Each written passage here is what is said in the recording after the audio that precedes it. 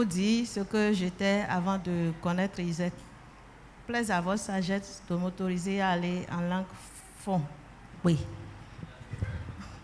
Mais tu l'as mis quoi ici, John? Il y a des soirs, des gondas ici, ou tu vois ton Isaac pour et un genre de perdre ton mi. Des merci de hodo au fin de dion, des oda yon, do quickon et beaucoup de sous cassi augment. Des do gamme bon, mais les massi ou bon, do bisser ses conseils doué. Kasi no da horo po enu nye wa chobo wa tun izepu etesi kasi e kanodi kasi we kanodi na ku dia e na inu kon dia na do kwa dia nye de so na geze do mere me dia de mere ma do kwa mo do fami che me dia mo je yesu na de ya bondo jiri de ne o de budo ye de wa bo nkanado tochi yo na do huno ewe yi amunka no kon to mo sun wa mais quand on est Soudan, on donne mais oui merci les modéa mais des gants kawaii jeo ami ça ouais minoi bodé mi kawaii jami ça roton mi kalo na combattre kentole mi na combattre mais ma ba mini nous konlea donc ni yihwe akaka nu hwene bide bo hwele nu mi na wa yihwe o mi rende mi na dobo na yihwe o gbe o mi he yero vo bo hende mi na dobo gosin fide mi di o do edo ni mi donu bo eyan bo mi yiyo ina hu mi ina mo do jide ke nu mi to yan rode bo mi hen le bo de mi jari jibo jan epo kilometer de mi de mi na jehwe o mi di onu bo do nde me de gbeton me ma yan de a me ma do nde a wa ma mono de bo mi donu eni o wa chobo yi mi donu eni chobo yi bo nyi nu konton si vous avez un gosse, vous avez un gosse, vous avez un gosse, vous avez un canton. Vous avez un wado, ami ça o meyo. No, on va faire catéchisme ou nado. Boyi communion, boyi confirmation. Bon, nous devons mettre boele bisesi o ma wo si droe. Ma wo wetu, de me roko satik maton de nadi dado ai kun gba on di fi o. Ma wo we ko nlado mo. Bon me ma u kayi wana o.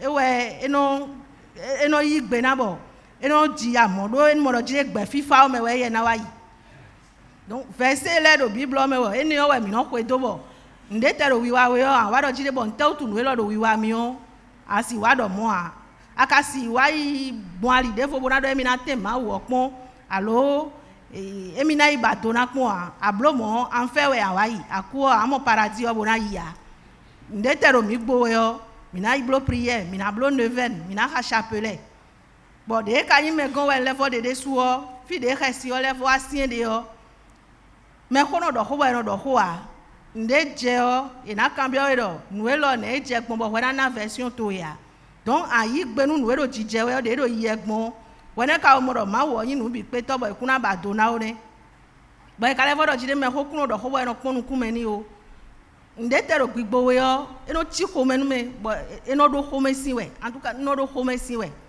bo akpono do di do yen de su we nsi fon gbero ko dimbo ndudu na jro mi an kana tun de do wiwa mi an no do mo po bo no do akpo mo we be ni o e we zan do ami sa o sin kote kaka chobo adasu nle adasu de su o fi de mi na gbon bo na inu kon na yan esi kan je ho we mi de ah ne mi na blogbon nle a je version de volet seji do amisa o nda gbere we ya amisa o adigban we no do nu mi bon wa do a ero we mblobo ka jo touch si nle do bo wa do mo do we ya mi le je bi ba ji ne mi na blogbon bo na inu kon bo ne mi na blogbon bo na inu kon ye kono mo solution de gbere we na yin do solution do de ji a chite do ti on e we yin da gbe o bo evo a azon jeji to we o ablo egbe o esi ponte so ina level be bo a level yi bo na le do version de vo mo azon e ma je vigia e ma je yen de suji a esi ji asujeji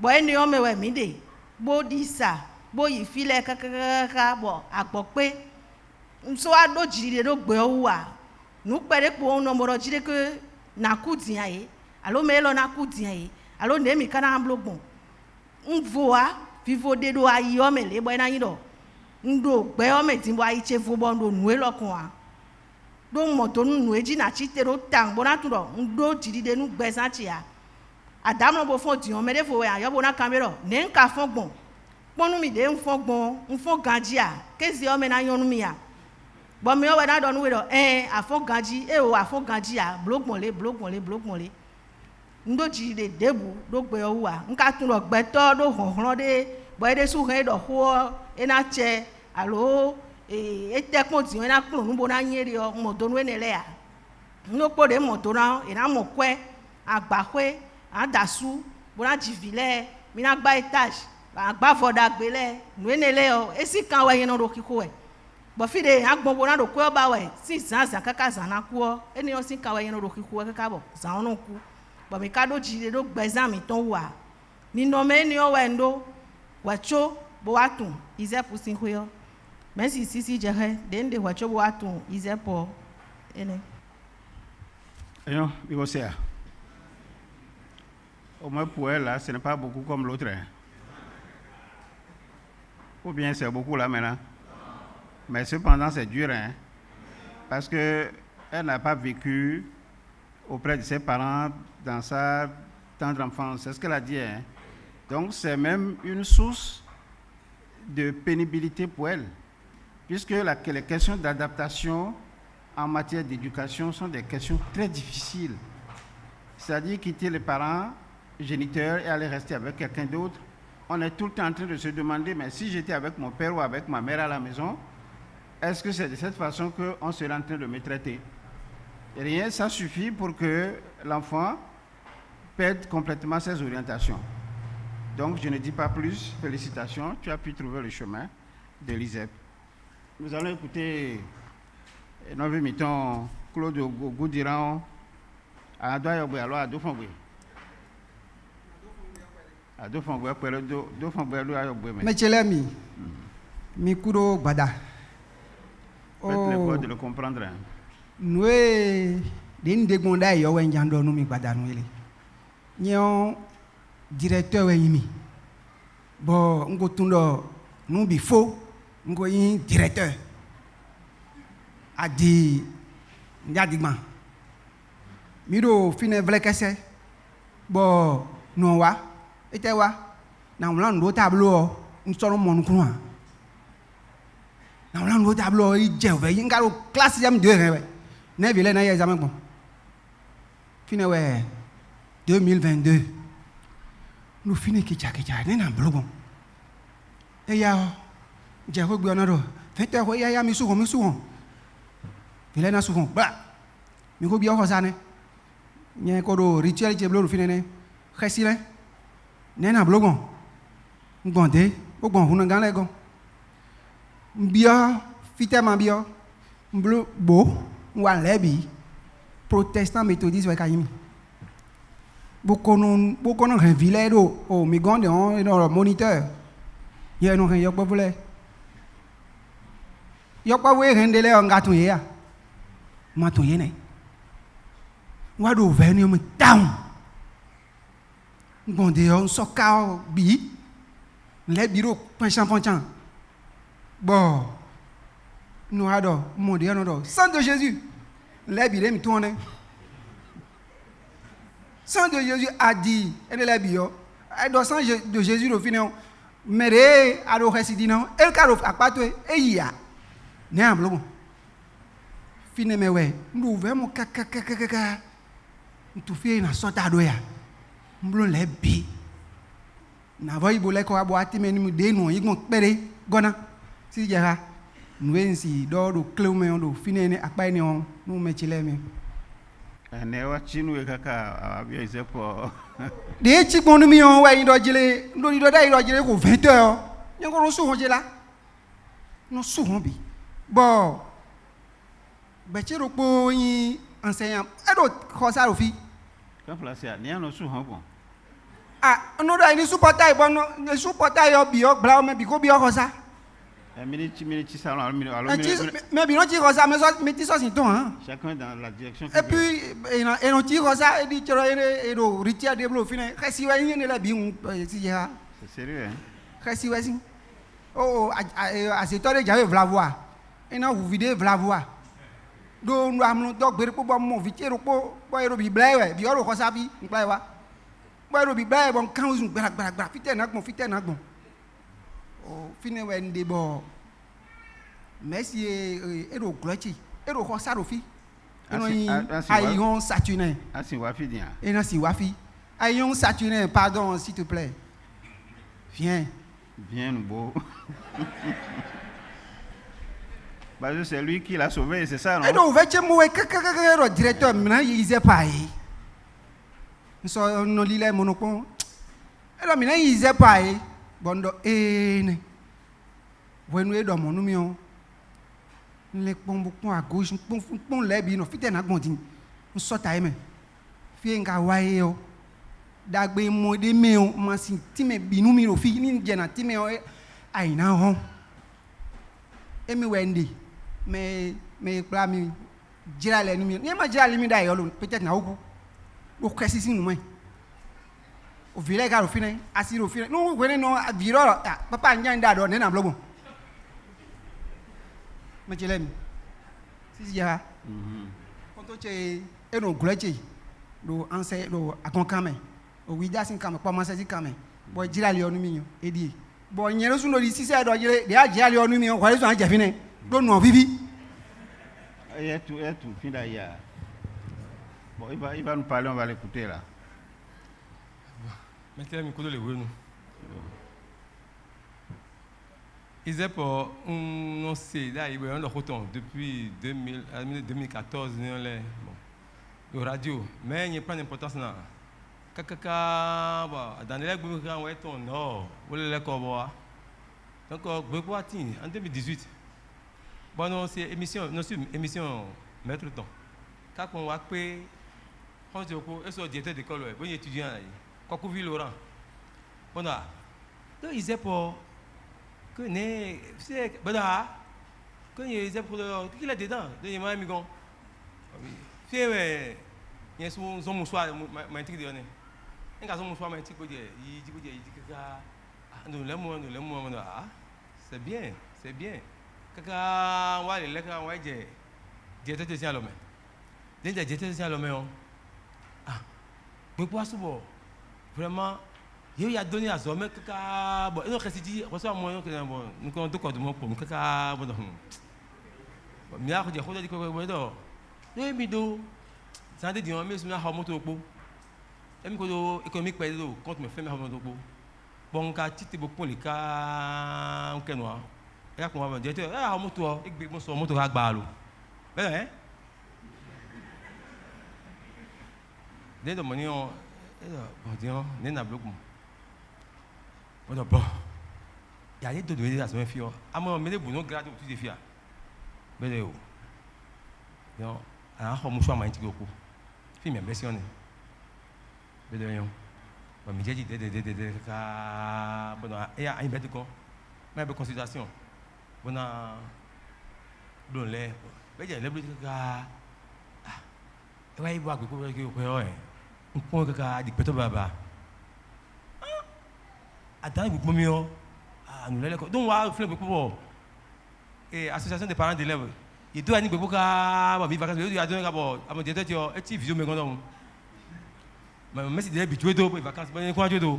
Bon, nous coûtons. Vacances, mais quand mieux réunion, tu vois. Il y a si vraiment des flins. On est des flins. Il est bleu là. Ah, et vous êtes dans nous il est pisé. On a pris bon, il est sous blanc tani là, il non les comme on a donné. Bon non, mais les pour les quoi il donne mais les pour les quoi il le miable les nuits. Ben non. Mais tout les va continuer. Il donne les, on est dehors. Et on doit voir. Moi mais il me ka ba petit con. Fille de bio, un étudiant. Bon d'accord. Comme je dis, bon, un étudiant, c'est bien. Fille tout amélioré. Donc, il a profité de bois. Et nous, à dans mes bois, il y avait dans le métro, pour y dans le bon nuit. Il a profité de bois. Tout à l'heure, il dit, nous l'attendons. Et aussi, en grade de Dion. Et ton tour, il pose. Et il a continué. Bon, nous avons félicitations. Et non. Et mieux, il y a comme félicité, il donne raison, mais non, que mi raison. Et Fille vous bon on a bloqué témoignage nous continuons yo. Bon. C'est bon.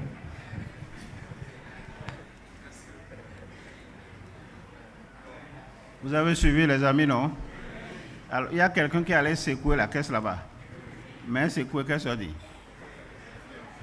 Mais on est. Maintenant, il secouer, qu'est-ce que. Est-ce que. Et ton mal, le pour les mains. Il y a autant. Oui, c'est tout ce qu'on demande. Maintenant, s'il refusait, vous avez entendu, il a dit, et non, il y a sous un autre. Moi, là, comment vous faites? Il dit, mais c'est comme ça. Imaginez un peu ce que c'est pour un père de famille et ce qu'il est en train donc de montrer à ses enfants. C'est comme ça qu'il faut avoir peur dans la vie. Je ne sais pas si vous voyez bien. Et avec les enfants et la femme, donc eux tous, ils les ramassent et ils vont où? Ils vont dans la caisse, non? Oui. Et tous, ils vont dans la caisse. Donc, pendant que papa a peur, les enfants ont peur, madame a peur, et puis même les bâtiments, les murs ont peur. Les murs vont trembler, non? Oui. Et il dit, non, beau, pendant qu'il le disait, moi j'avais une seule question à lui poser.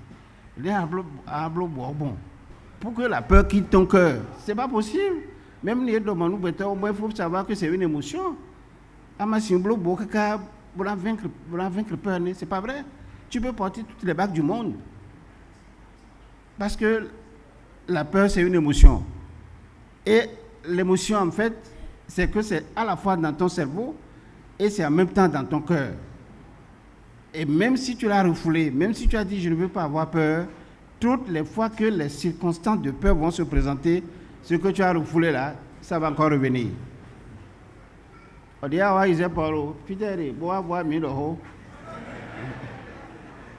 Dia wa Paulo, bonoué. Den wa Paulo, do bonumia. Nami, enami, moulenwile. Moulenwile de tekai. Nous comptons un bloté d'identité. Mais mon lait, holo boy, cambia, mais. Et elle est sujet, Donc, quand il est sorti de la caisse, vous voyez comment elle est libre, non? Oui, c'est comme ça. Donc, il peut être en train de parler jusqu'à demain maintenant parce qu'il n'est plus dans la caisse. Et c'est pour ça qu'on dit la seule solution pour l'homme, c'est de vivre libre. Et une fois que tu brises cette caisse de l'ignorance, il ne te reste qu'à vivre libre. Parce que libre, nous sommes nés. Moi, oui, libre, nous sommes nés. Libre, nous vivrons.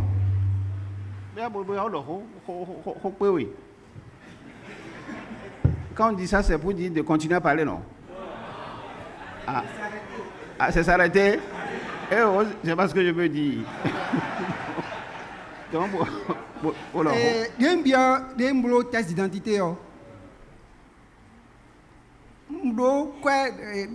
Compte me. Non, quoi, vous souhaitez dire? N'a pas de bout de benania. Que le pot, moi, c'est quelqu'un pour une godome. Bon, j'ai échangé au goulet. Bon, nous, ouais, il m'a dit, Adjan Koué a bien Adjan Gan. Ouais, au Kubo. Nous c'est quoi? Ouais, il compte boy de quoi au compte mais. Boblo ta identité oh. Boblo ben.